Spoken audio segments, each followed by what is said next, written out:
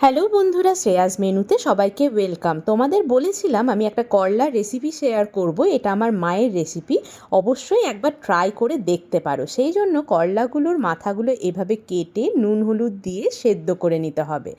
এরপরে একটা মিক্সিং জারে 2 চামচ মতন মৌরি, 2 চামচ মতন কালো সর্ষে, 5-6টা মতন রসুন, একটা কাঁচা লঙ্কা আর কিছুটা পেঁয়াজ দিয়ে ভালো করে একটা পেস্ট তৈরি করে নিতে হবে। এবার ওই পেস্টের মধ্যে অল্প হলুদ, অল্প নুন, অল্প চিনি দিয়ে ভালো করে পেস্টটা মাখিয়ে নিতে হবে। এবার করলার ভেতর থেকে বীজগুলো বার করে নিয়ে ওর মধ্যে ওই পেস্টটা ভরে দিতে হবে। পেস্টটা ভরে মোটামুটি মুখটা বন্ধ করে রাখতে হবে। এখানে ভয় পাওয়ার কিছু নেই যে পেস্টটা বেরিয়ে যেতে পারে এরকম কিছু।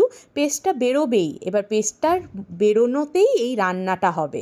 এইভাবে করলাগুলো রেডি করে নিয়ে তেল গরম করে করলাগুলো দিয়ে এইভাবে ভালোভাবে ভাজতে হবে। ভাজতে ভাজতেই দেখবে করলার ভেতর থেকে পেস্টটা অল্প অল্প বেরিয়ে আসছে।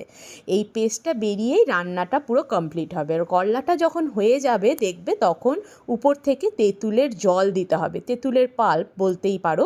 তেঁতুলটা আগে থেকে ভিজিয়ে রেখে তেঁতুলের জলটা দিয়ে নামিয়ে নিলেই রেডি করলার তেল ঝাল। এটা খেতে অপূর্ব হয়। করলার তেঁতোটাও বোঝা যায় না, প্রত্যেকে খেতে পারবে। অবশ্যই একবার এটা করতেই হবে। এটা মাস্ট ট্রাই রেসিপি।